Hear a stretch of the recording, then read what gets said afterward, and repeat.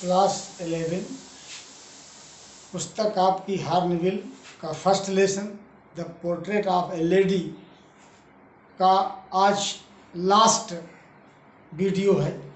बच्चों, इसके पहले आपने पढ़ा कि लेखक महोदय की दादी अचानक बीमार पड़ गई और डॉक्टर आए। डॉक्टर ने कहा कि हल्का बुखार है, ठीक हो जाएगा, लेकिन दादी ने बता दिया कि अब उनके जीवन के अध्याय का अंतिम जो पेज है वो पलटने वाला है, अर्थात जीवन की समाप्ति है। ये उनको आभास हो गया। तो इस बात को सुन करके उनके परिजनों ने, अर्थात लेखक महोदय के परिवारजनों ने, सब लोगों ने उनको समझाया बुझाया, इस बात का विरोध किया, मना किया कि इस तरह मत कहो। आज यहीं से हम लोग चल रहे हैं। वी प्रोटेस्टेड, हमने प्रोटेस्ट किया, विरोध किया, दादी की उस बात का विरोध किया। किस बात का? जिसमें दादी ने कहा था कि अब हमारा जीवन का अंत जो है वो करीब है। इस बात को दादी ने कहा था, तो इन लोगों ने विरोध किया इस बात को। But she ignored our protest, लेकिन उन्होंने इग्नोर कर दिया, कोई ध्यान न दिया, उपेक्षित कर दिया हमारे विरोध का। हमारे विरोध को उन्होंने कोई ध्यान नहीं दिया।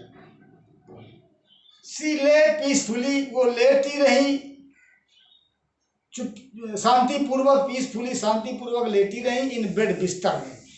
प्रेइंग, प्रार्थना कर रही थी। एंड टेलिंग हर बीट्स, और टेलिंग मीन्स गिन रही थी, बीट्स माने अपने वही मनकों को। माला की जो मनके थे उनको लगातार वो अपने बिस्तर पर पड़ी हुई गिन रही थी, प्रार्थना कर रही थी। Even before we could suspect, suspect माने संदेह करना, यहाँ पर समझना। हम इसके पहले कि हम समझ पाते, even before we could suspect, इसके पहले कि हम समझ पाते, हर लिप्स, उनके ओंठ, स्टॉप्ड मूविंग, हिलना डुलना रुक गया ओंठों का। उनके ओंठों का जो मूव करना था, हिलना डुलना था, वो स्टॉप्ड, रुक गया। And the rosary fell from her lifeless fingers, और जो रोजरी थी उनकी, वो जपमाला जो था वो फेल, गिर गया। कहाँ से? फ्रॉम हर लाइफलेस फिंगर्स, उनकी निर्जीव उंगलियों से। लाइफलेस मीन्स होता है निर्जीव, फिंगर्स उंगलियों, उनकी निर्जीव उंगलियों से उनका जो माला था हाथ में वो गिर गया, अर्थात वो समाप्त हो चुकी, उनकी मृत्यु हो चुकी। ए पीसफुल पैलर स्प्रेड, एक खामोश, पीसफुल माने शांतिपूर्ण, पैलर माने पीलापन, स्प्रेड फैल गया, ऑन हर फेस, उनके चेहरे के ऊपर एक पीलापन छा गया। एंड वी न्यू, और हम जान गए, दैट की सी वाज डेड, की वो मर गई हैं। ये हम जान गए इस बात। We lifted her off the bed, फिर क्या हुआ? लेखक महोदय कहते हैं कि वी लिफ्टेड हर, हमने उनको उठाया, ऑफ द बेड, बिस्तर पर से उठाया। एज इट इज कस्टमरी, जैसा कि ये एक परंपरा है, मरने के बाद व्यक्ति को बिस्तर पर से उठा करके जमीन पर लिटा दिया जाता है। ये एक परंपरा होती है, कस्टमरी परंपरा थी। हमने उनको उठाया बिस्तर से, और जैसे कि परंपरा है, लेड हर, उनको लिटा दिया ऑन द ग्राउंड, जमीन पर। एंड कवर्ड हर, और उनको कवर कर दिया, ढक दिया।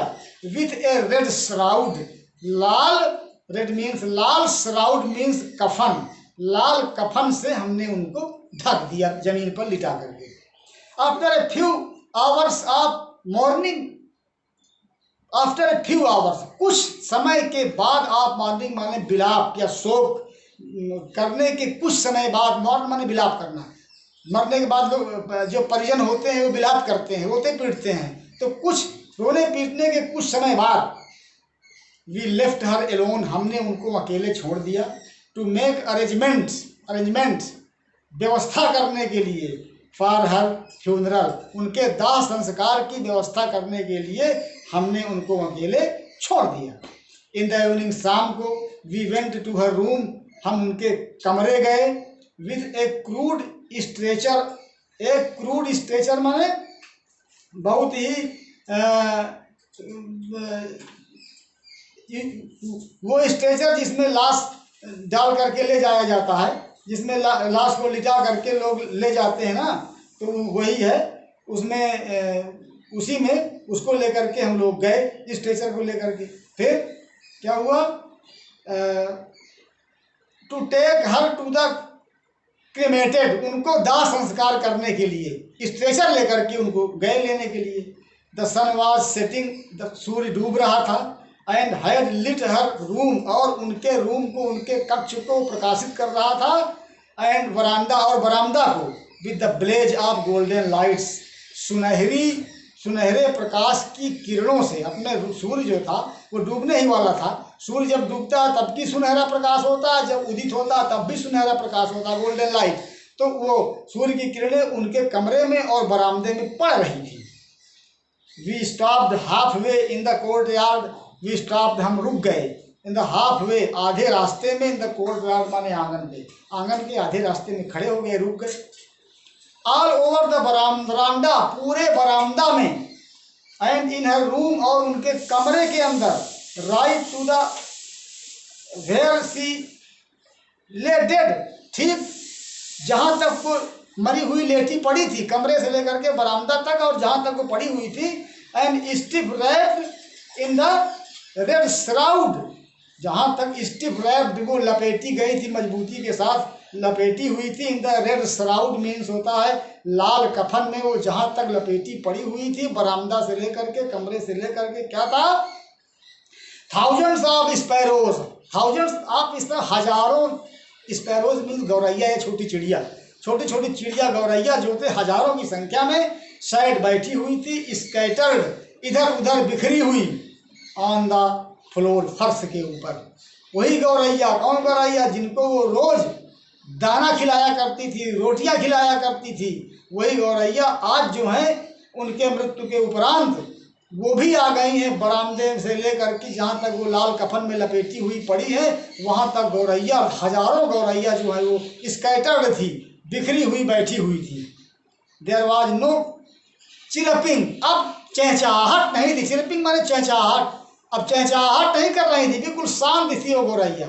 इसके पहले वो चिल्लाया करती थी, खाने के लिए लड़ा झगड़ा करती थी, इनके दादी से उनकी नोकझोंक हुआ करती थी, प्रेम भरी नोकझोंक। लेकिन आज वो बिल्कुल कोई चहचहाहट नहीं हो रही है। We felt sorry for the birds, हमने चिड़ियों के लिए, हमको बड़ा फेल्ट सॉरी माने बड़ा दुख हुआ। एंड माई मदर फेच्ड, मेरी माँ लाई सम ब्रेड, कुछ रोटी लाई, फॉर देम, उनके लिए कोई रोटी लेकर के मेरी माँ आई। सी ब्रोक, उन्होंने तोड़ा, इट माने इसे, इनटू द लिटिल क्रम्स, छोटे छोटे क्रम्स मीन्स टुकड़ों में उन्होंने रोटियों को तोड़ा। द वे, जिस तरह से my grandmother used to, मेरी दादी किया करती थी। आप जानते हैं कि दादी कैसे किया करती थी? रोटी के छोटे छोटे टुकड़े पीस में कर लिया करती थी और उसको गौरैया को दिया करती थी, छोटी चिड़ियों को खाने के लिए। तो आज वो गौरैया आई हुई है, दादी मरी पड़ी हुई है, तो इनकी माँ जो थी वो जानती थी इस बात को कि ये इनसे बड़ा प्रेम है चिड़ियों से और दादी से, तो वो रोटी लेकर के आती हैं और उस रोटी के छोटे छोटे टुकड़ों को तोड़ करके दादी की तरफ देती हैं।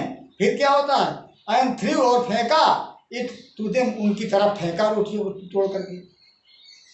देखिए कितना सुंदर वर्णन है इन पंक्तियों में। The sparrows took no notice of the bread, sparrows माने चिड़ियों ने, टुक नो नोटिस, कोई ध्यान न दिया, नोटिस माने ध्यान देना, ऑफ द ब्रेड, रोटियों की ओर इनको उन्होंने बिल्कुल ध्यान न दिया। When we carried my grandmother's corpse off, जब हम लोग कैरीड ऑफ, ले गए, उठा ले गए, माई ग्रैंड मदर्स कॉर्प्स, अपने दादी के शव को, कॉर्प्स माने शव, अपने दादी के शव को जब हम लोग उठाकर ले गए, तो दे फ्लू अवे क्वाइटली, वे फ्लू अवे माने उड़ गई, क्वाइटली मीन्स शांति से, चुपके से सब गौरैया या चिड़िया जो थी वो उड़ के चली गई जब हम लोग लाश लेकर चले गए।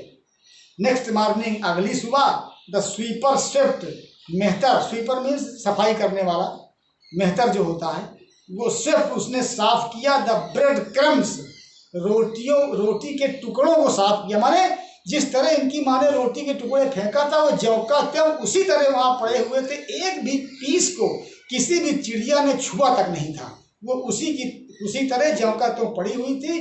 सुबह जब हुई तो स्वीपर आया, उसने स्वेप्ट द ब्रेड क्रम्स, साफ किया रोटी के टुकड़ों को, इनटू द डस्टबिन, डस्टबिन में जो था, कूड़ादान में, डस्टबिन मीन्स कूड़ादान, कूड़ादान में ले जा करके उन रोटी के टुकड़ों को डाल दिया। देखिए बच्चों कितनी मार्मिक ये कहानी थी, इसके माध्यम से आप को तमाम तरह की बातें अब मस्तिष्क में आपके पैदा हो रही होगी कि इनकी दादी कैसी थी।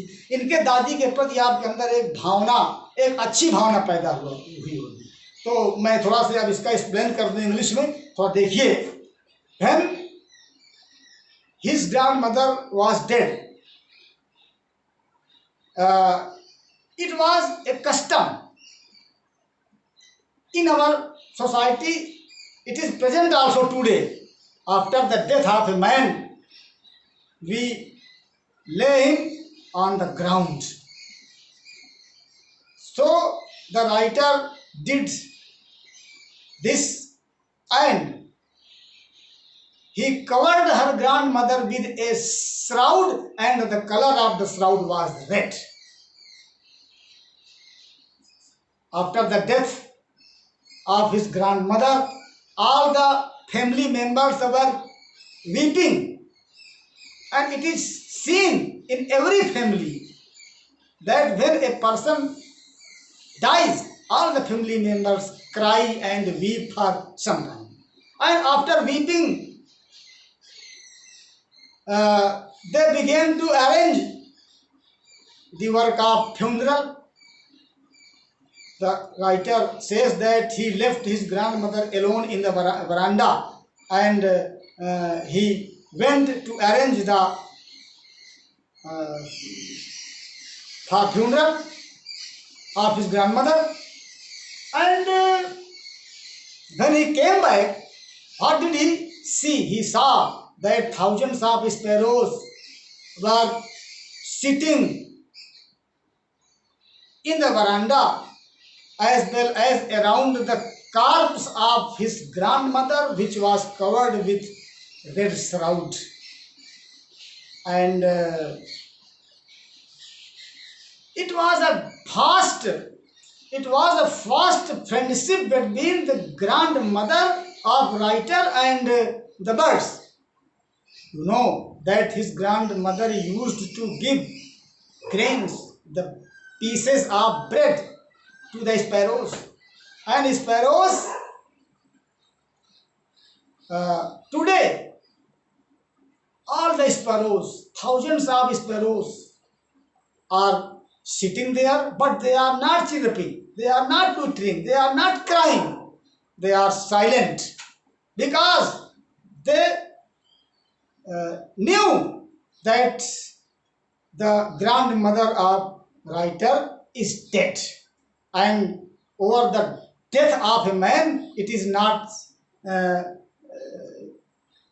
we do not like to sing, we do not like to laugh, and it is a very bad thing. So the birds are also feeling the passion of lamentation.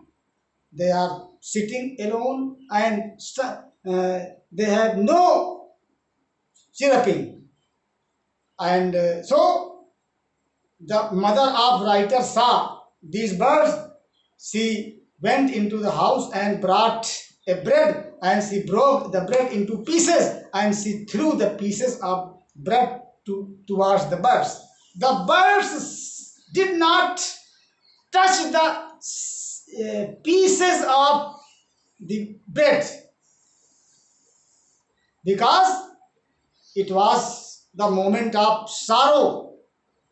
They did not take a piece of bread. And after some time, when they took off the corpse of his grandmother, all the birds flew away. They did not touch the pieces of bread. And the next morning, the writer says again, the next morning, the sweeper came, and he collected the pieces of bread, and he put them in a dustbin. So in this particular paragraph, as well as in this particular story, we find a great glimpse of writer's grandmother, her kindness, her mercy towards the